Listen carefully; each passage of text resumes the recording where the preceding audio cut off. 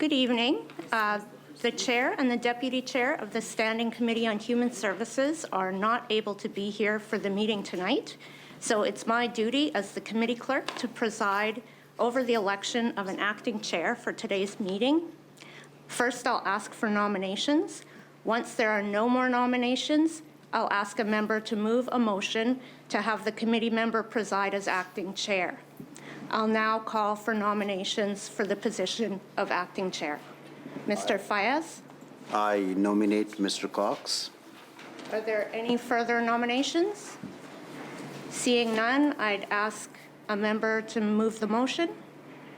Mr. Gowdy? I would move that Kurt Cox be elected to preside as acting chair of the Standing Committee on Human Services for the meeting of March 10th, 2020. Agreed? Carried. I invite Mr. Cox to take the chair.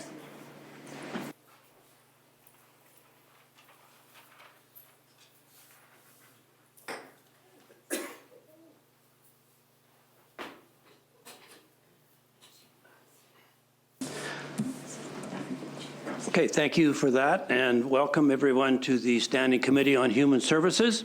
I would just like to introduce the members of the committee who are here this afternoon. Mohammed Fayez is here, Todd Gowdy is here, Nick. Substituting for Nicole Rancourt is Kathy Spruill, or David Forbes. David Forbes, thank you, and Nadine Wilson, and Everett Hindley substituting for Larry Doak. And Kathy Spruill substituting for Danielle Chartier. Thank you for that. We will now begin consideration of Bill number 200, the Saskatchewan Employment Amendment Act 2019, Clause 1, short title. Minister Morgan, if you would, you are here with your officials. I would ask, please introduce your officials, if you would, and opening comments. Thank you, Mr. Chair. I'd like to start off by congratulating you on your election as chair today. I know that elections are not always the easiest thing, and I suspect you did a lot of groundwork for this, so thank you very much for that. I'm pleased to be here today to respond to questions of the Committee on Bill 200, the Saskatchewan Employment Amendment Act 2019. With me today from the Ministry of Labour Relations and Workplace Safety are Donna Johnson, Deputy Minister, Ray Anthony, Executive Director, Occupational Health and Safety, Samima Hauck, Executive Director, Employment Standards, Pat Peranto, Director, Policy, Natalia Mazoka, Policy, Chantal Levy, Policy, as well as from my office here, Flint Cox, Director, Chief of Staff, and Wallace Maldman, my ministerial assistant. Mr. Chair, the Saskatchewan Employment Act is a key piece of legislation respecting employment standards, occupational health and safety, and labor relations. In Bill 200, we are introducing amendments that will help to establish a fair and competitive business environment that will set us on the right path for growth in this province. We are increasing and expanding leaves, strengthening the roles of radiation and health officers to reinforce workplace safety, and clarifying adjudication processes and roles. Specifically, we are making amendments that would see parental leave increase by 8 weeks. This will ensure that employees that are entitled to the additional employment insurance shared parental benefit can also receive job-protected leave while accessing the benefit. In total, a maximum of 71 weeks of parental leave would now be available. Still with amendments to leaves, we are expanding candidate public office leave to include employees who are running for election or who have been elected to a band council. This change would provide the same level of job protection provided to those running or elected to civic councils and school boards. I believe that ensuring employees can enjoy bringing a child into their family or run for band council knowing their jobs are protected is the right thing to do. In the area of workplace health and safety, we are providing radiation health officers with the ability to issue compliance undertakings and notices of contravention, very much like their counterparts in occupational health and safety can. We are also asking for a change that we can issue higher penalties for second and subsequent offenses, and creating an appeal process that is consistent with that outlined for occupational health and safety within the Act. Within the amendments, we are also providing the Labour Relations Board with the authority to require the production of an adjudicator's decision when the statutory period is exceeded and replace the adjudicator if a decision is not provided. enabling strikes and lockouts to occur when an application is pending before the Labor Relations Board, and making a small number of housekeeping or maintenance items, including wage assessments, and reestablishing the court's ability to reinstate employees who have been discriminated against by their employers. The amendments in Bill 200 bring clarity and ensure that we are not interfering with the rights of workers. The changes will also help enforce and promote healthy and safe workplaces. The amendments ensure the legislation we have is fair and relevant and contributes to an environment where economic growth is possible and where every citizen can enjoy a better quality of life. Mr. Chair, we would be happy to answer any questions the committee now has on the amendments.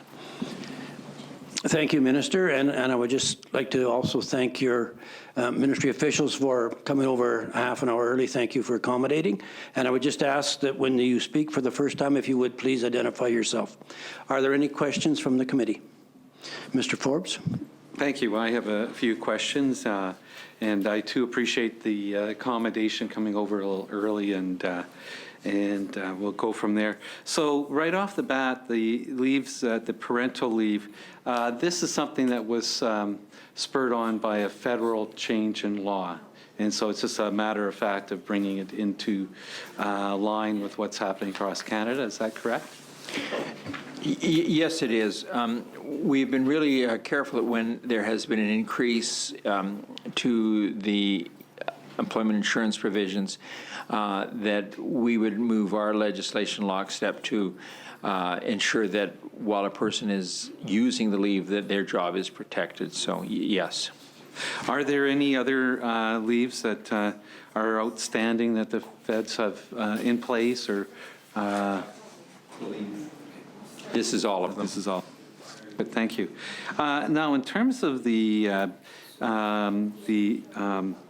leave, nomination candidate and public office leave, that's a pretty progressive one. I think that the province and you folks deserve a lot of credit for that, bringing that forward. I'd be curious to know from your side, we've talked a bit about this, but from your side, the consultations that have gone on and the roots of the discussions you've alluded to when we've talked about this, some other folks that have talked about this. Yes. The officials work and they do a consultation with the municipalities and different entities that are there. We had received some comment from some of the First Nations groups saying working as a vice chief or chief is the same as being a councillor or mayor. It effectively becomes a full-time job, and the positions within the band should be protected as well. So we've included that as well. Yes, I was approached a couple of years ago at a convention by Jana Pratt, who First Nations woman from Rescapeding, and with this idea, and you know, these ideas, when it's a good idea, comes from many directions. People say that time has come, and I think this is an idea that really is appropriate. And I'm curious, you know, as well, we've talked about, you speak specifically about a band council. Now, there are other groups that may feel, but I haven't been approached, so that's fair enough, about whether the Métis or the Inuit have a sense that they should be entitled to the same coverage. Yeah, we have not included anything for Métis coverage in the bill at this time. We might want to, at some point in the future, the governance structure within their bylaws or their legislation is not clear as to which positions are full-time, which positions would ordinarily be held. So I think that would be something that we would want to bring forward, and I think we wouldn't be afraid to bring it forward as a standalone at some point in the future, pending further discussions with MNS. Great. Well, you know, in the House, I've referred to this section as Jana's Law after Jana Pratt, because I think she had the idea, and she deserves a lot of credit for that. And I think that I would say, in the spirit of truth and reconciliation, this is a small step, but a step moving forward in terms of how we recognize the shortcomings of our laws and move to address them and do it in a positive way. There has been positive press. I think in Eagle Feather News there was a story in January about it, and people have seen it as a positive forward. So I think that the work is great, and thank you for that, and your staff for bringing that forward. I did media as well in the last day or two. Some of it has not yet been played yet, but I'm told will in the next while. Global referred to it as Janus Law as well. I said, well, in the bill, it's not referred to as that, but we certainly understand that people are referring to it as that, and we're comfortable with that taking place. And I think for exactly the reasons that you state, that this is a step towards reconciliation, a step towards appreciating the governance responsibilities and obligations that First Nations have. It's absolutely a step forward, and we're pleased. So I think to everybody, yourself included, that raised it, we thank them. Well, it's a good thing, and that's the work we do. So, yeah. Just go on to the section about the radiation and occupational health and safety, and that seems to be the bulk of the bill, and it seems to be fairly technical. I'm curious that, and it speaks to the Radiation Committee and Occupational Health and Safety. I assume that people have been consulted about this, the practitioners. If you could talk a little bit about that. Yeah, I'm going to let the officials speak to it, but this is largely the people that work using X-ray equipment. And at the time the legislative changes were done, there was more work that needed to be done. So this is sort of the add-on to complete the work that was contemplated earlier on, and now probably if we had done it would have needed an update because the equipment has become somewhat more sophisticated since then. I don't know if. Donna Johnson, and with respect to your question on consultations, what we did prior to getting the bill ready is in April of last year, we sent letters out to 756 organizations, including all of the major unions and employer associations. We were asking for their viewpoints on the proposed changes, and ultimately we had 13 submissions that we received from organizations like the Radiation Health and Safety Committee, the Saskatchewan Cancer Agency, the Saskatchewan Health Authority, the Saskatchewan Veterinary Medical Association, Saskatoon Oral Radiology, and so on. And so from that point of view, we're feeling pretty comfortable on the level of consultation that was done prior to tabling the bill. Who would be members of the Radiation Committee? Okay. Do you have that handy?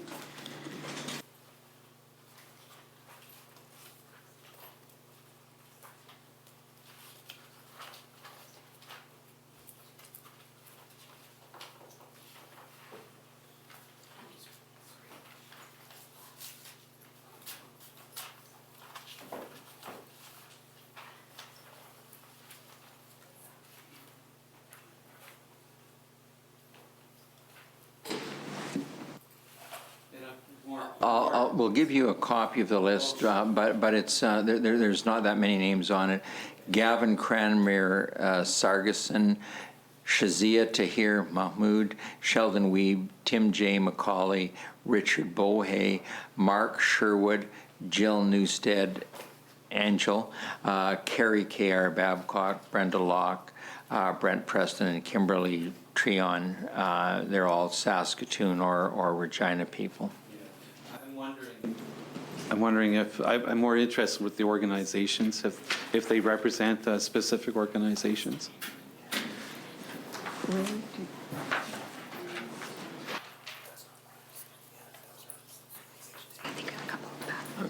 I'm going to let Pat Peranto speak to it. There's a provision in the the act that lists who they would be. There would be, some of them would be nominees of the College of Physicians and Surgeons. One would be a radiologist, one would be an oncologist, a duly qualified medical practitioner. So I'm going to let her just read through the list. As the minister's already said, Paparonto, sorry.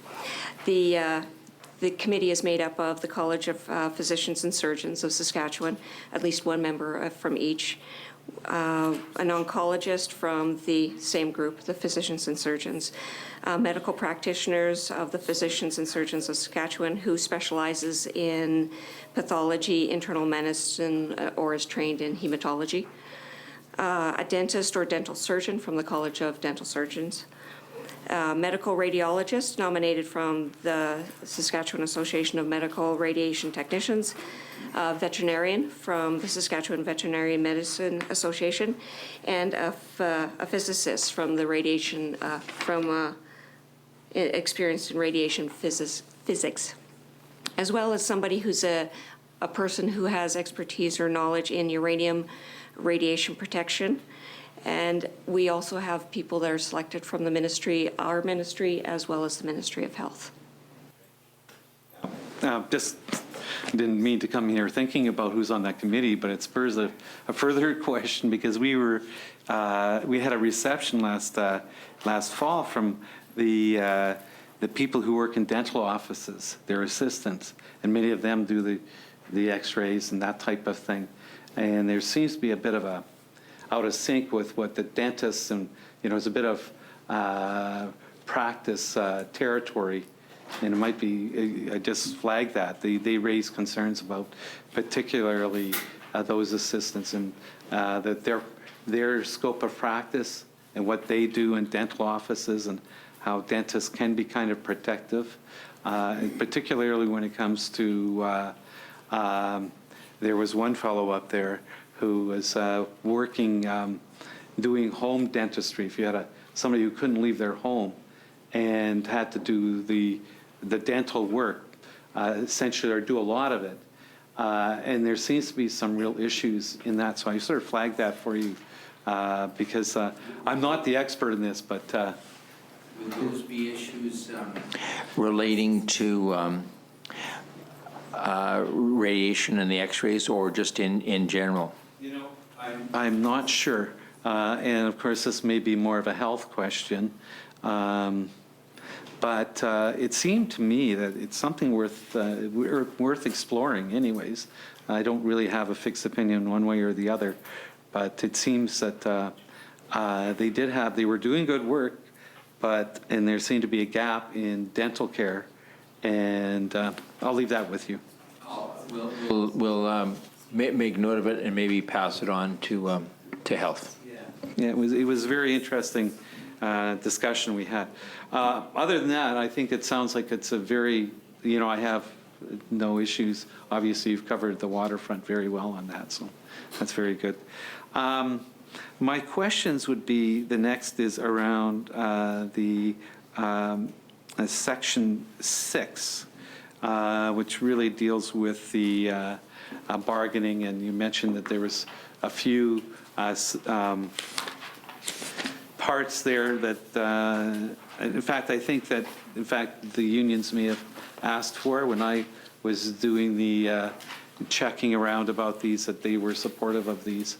Is there any history to this that we should be aware of? Or? You're referring specifically to the one regarding the ability to have a strike? Right. 6.2 and 6.6.3. I'm not sure that I would quite characterize it quite as generously as you did, but the SGEU filed a Queen's Bench application to respect the constitutionality. What the legislation had initially done, and the legislation had been there for decades, a long time, but it prohibited a strike anytime there was a matter pending before the Labor Relations Board. So the effect of it was job action could arguably be limited if there was an old or a dormant application that was there, and I think people were questionably using that, or may or may not be using or use it as a threat. So they brought this application to have that section declared unconstitutional. So what we did was we had some consultation with organized labor and amended the section so it was far more restrictive. So now a strike can be precluded only where the application before the Labor Relations Board is sort of the subject matter of whatever the proposed job action might be. So if there's, as it might be with a large employer, and there might be 10 or 12 dormant or not really active applications pending, they wouldn't preclude or take away the right of either the union or the employer to have job action. Okay. Well, thank you for that. Now, I just have one further question. It's on the amendments. Do we wait till we go through the amendments, or should I ask it right now? I don't have a problem with doing them now. I think we all know they're coming. We have copies of them, so Hansard may appear slightly out of order by having them after the fact, but I'm fine if you want to ask them now. Sure. It's the new clause 22 of the printed bill, and the question is about coming into force. Well, actually, I have two questions, but the first one, so it's not by royal assent, it's coming into force, and I assume that means that there'll be regulations that need to be done that are relevant to the different sections. And so my question is really two parts. One is, are the regulations ready to go for this bill so that will come into force fairly soon? And then that's my second question. I'm told we don't need regs, and the reason that it's retroactive back to 2014 is what was happening, or what had happened in a small handful of cases, I think 3 or 4. Files were assigned to adjudicators, and the adjudicators didn't complete them, moved away, abandoned them. And there was no remedy for the parties to the adjudication. So the best legal advice was that we would have to ask the parties to it to apply for a court order compelling the adjudicator to do it. So what we wanted to do was bring it back so it was the same situation as it would be in court, where there would be a chief judge or a chief justice that could say, do your work, get this done, or we're taking it out of your hands to do with somebody else. So it's put some timelines on it. So it's gone back this far so it can deal with the 2 or 3 that are pending. And I think the 2 or 3, I think it's somebody that's they've lost contact with, that's moved away, or I think somebody that's had a health issue and has chosen not to deal with it. So. Well, thank you for that. And just to be clear, on the general bill, 200, because it comes into force on proclamation, and usually that means that there's regulations to come. There are no regulations to come. Not at this time. So a proclamation would come maybe contemporaneously with royal assent or very shortly thereafter. I'm told there's no reason why this wouldn't go ahead immediately. Good. All right. Well, with that, Mr. Chair, I'm satisfied with the questions. And thank the folks who are here, the officials. We sure appreciate it, and we appreciate getting this moving forward. Thank you. Thank you, Mr. Forbes. Are there any more questions? Seeing none, we will proceed to vote on the clauses. Clause 1, short title, is that agreed? Agreed. Carried. Clause 2, is that agreed? Agreed. Carried. Clause 3, is that agreed? Agreed. Carried. Clause 4, is that agreed? Agreed. Carried. Clause 5, is that agreed? Agreed. Carried.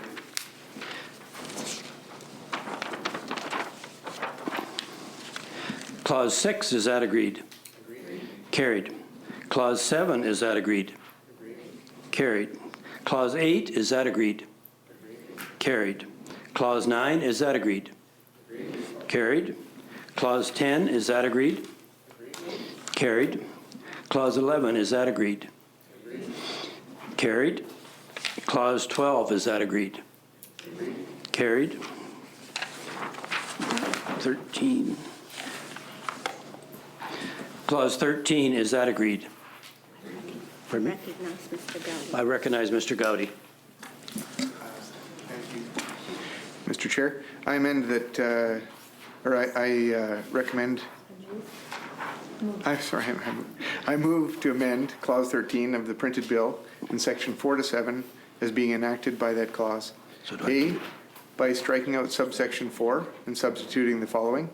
4, a failure by an adjudicator to comply with subsection 1 or with an order made pursuant to subsection 3 does not affect the validity of a decision. B, by adding the following subsection after subsection 5. 6, this section applies to all appeals or hearings that A, were commenced before the coming into force of this section and for which written reasons have still to be provided on or after the coming into force of this section, or B, are commenced on or after the coming into force of this section.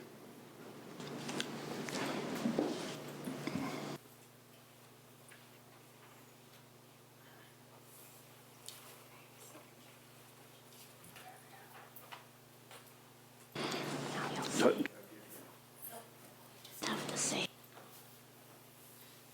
Thank you, Mr. Gowdy. Mr. Gowdy has moved an amendment to Clause 13. Do the members agree with the amendment as read?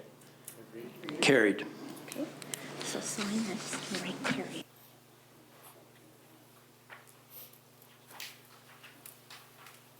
Then initial.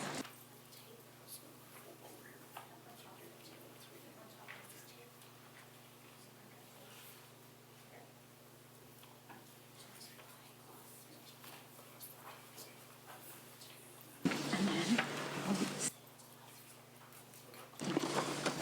Clause 14, is that agreed? Clause 14 is not agreed. clause 15. Okay. Clause 15, is that agreed? I recognize Mr. Gowdy. I move that we amend Clause 15 of the printed bill in Section 4 to 10 as being enacted by that clause. A, by striking out subsection 1 and substituting the following. 1, the Director of Employment Standards and Director of Occupational Health and Safety have the right, A, to appear and make representations on 1, any appeal or hearing heard by an adjudicator, and 2, any appeal of an adjudicator's decision before the board or the Court of Appeal, B, to appeal any decision of an adjudicator on a question of law or a question of mixed law and fact, and C, to appeal any decision of the board on a question of law. B, by adding the following subsection after subsection 2. 3, the record of an appeal is to consist of the following. A, in the case of an appeal or hearing pursuant to Part 2, the wage assessment or notice of the hearing. B, in the case of an appeal pursuant to Part 3, any written decision of an occupational health officer or the Director of Occupational Health and Safety respecting the matter that is subject of the appeal, is the subject of the appeal. C, in the case of an appeal pursuant to Part 5, any written decision of a radiation health officer or the Director of Occupational Health and Safety respecting the matter that is the subject of the appeal. D, the notice of appeal filed with the Director of Employment Standards pursuant to Part 2 or with the Director of Occupational Health and Safety pursuant to Part 3 or 5, as the case may be. E, any exhibits filed before the adjudicator. F, the written decision of the adjudicator. G, the notice of appeal to the board. H, any other material that the board may require to properly consider the appeal. C, by renumbering the existing subsection 3 as subsection 4, and D, by renumbering the existing subsection 4 as subsection 5.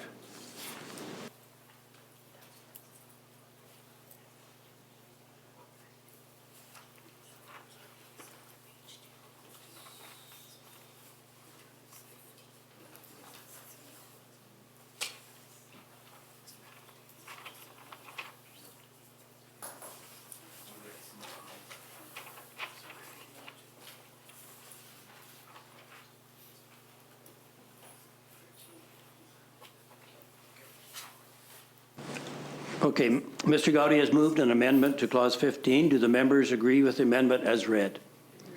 Carried. So can I write carry?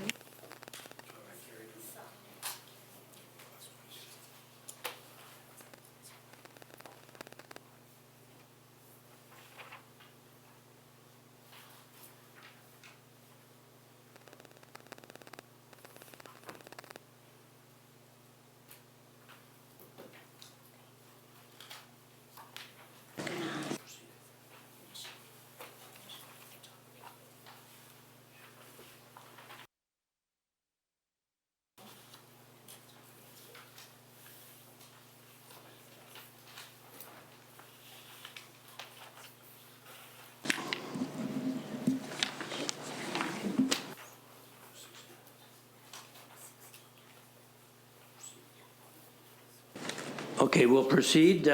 Clause 16, is that agreed? Yes. Carried. Clause 17, is that agreed?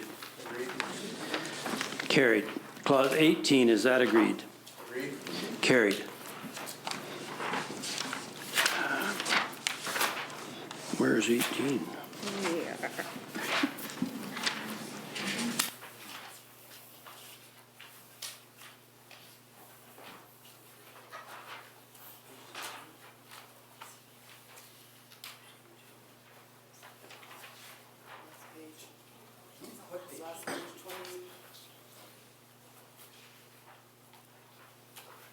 Clause 18.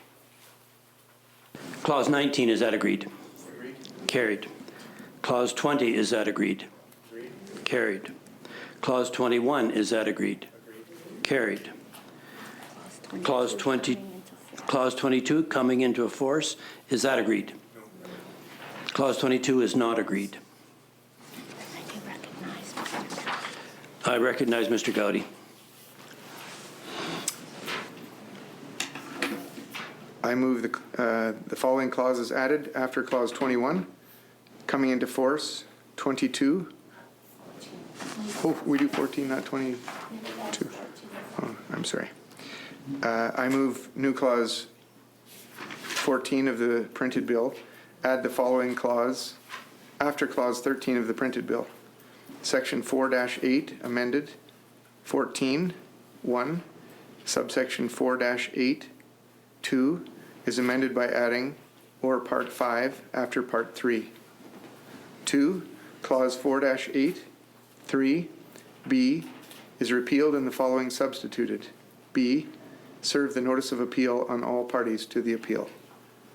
3, subsection 4-8, 4 is amended. A, by adding the following clause after Clause B. B, 1, in the case of an appeal pursuant to Part 5, any written decision of a radiation health officer or the Director of Occupational Health and Safety respecting the matter that is the subject of the appeal. And B, by repealing Clause C and substituting the following. C, the notice of appeal filed with the Director of Employment Standards pursuant to Part 2 or with the Director of Occupational Health and Safety pursuant to Part 3 or Part 5, as the case may be.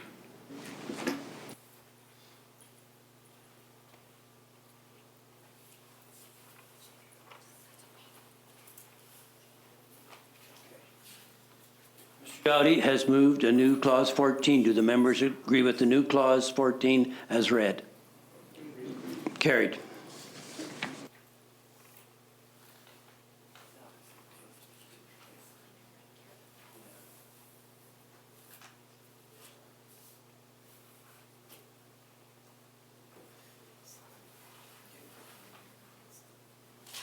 I recognize Mr. Gowdy.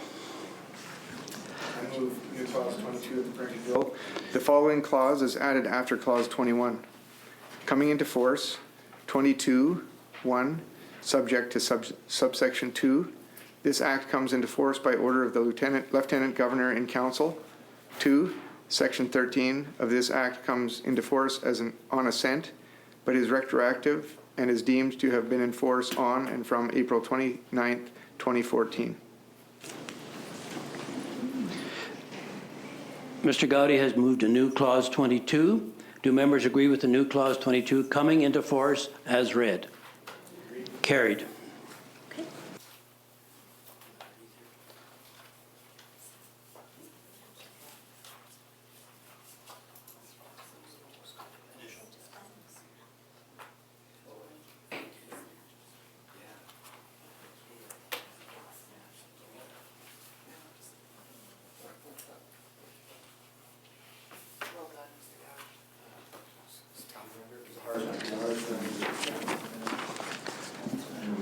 Okay. Her Majesty, by and with the advice and consent of the Legislative Assembly of Saskatchewan, enacts as follows. The Saskatchewan Employment Amendment Act 2019. I would ask a member to move that we report Bill number 200, the Saskatchewan Employment Amendment Act 2019, with amendment. Mr. Fayas, thank you. Is that agreed? Agreed. It's carried. Sign across, Judy Cross.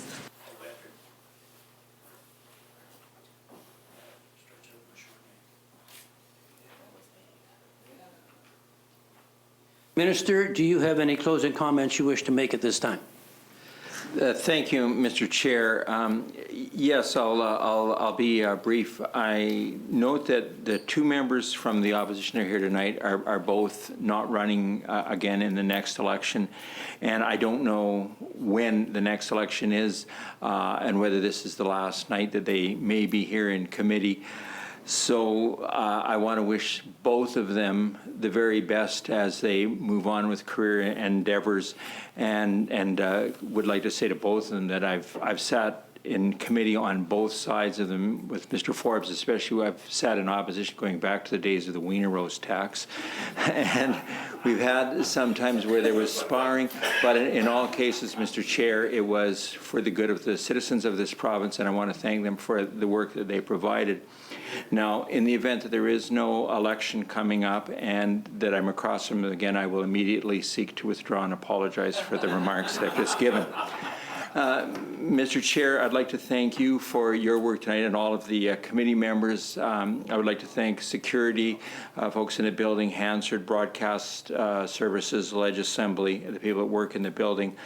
But in particular, I want to thank the officials from this ministry for the work that they've done, for coming here early tonight, and for the work that they do, not just today, but for the work that they do all year round. These are people that are career civil servants and do their best on a day-to-day basis to make our province a safer and better province, and I don't think we can thank them often enough or well enough. So to the extent that they're here tonight, and to the workers that are not here, thank them all. Thank you, Minister. Any comments, Mr. Forbes? Well, I'd just like to thank the minister and the staff and everybody who's here. And some, I go back to those days, the Wiener Roast tax, and but we are all here for the good of the province, and I think many parts of this bill speak to that, and we're happy to move this along. And it's been a pleasure to work with this minister on both sides of the House over the course of years. And as I've often said, actually, ironically, going back to school board days when he was my chairman of the board, and I was just a teacher arguing the side of the old link agreements. And so we go back a long time. But it has been a pleasure, and yeah, on behalf of the member from Nutana and myself, we'll see what happens over the next few weeks. We're still working. We haven't started looking at the clock too much. But thank you very much, and thanks to everyone who's been here tonight. Thank you. Okay, I would just like to add my voice to the thanks. Thanks to the officials, thanks to Hansard, thanks to the broadcast, and certainly thanks to the committee for being here this afternoon. And that includes our business for this afternoon. Thank you, everyone. We need a motion for adjournment. Can I have a motion to adjourn, please? Ms. Wilson. All in favor? Carried. The committee. This committee will stand adjourned.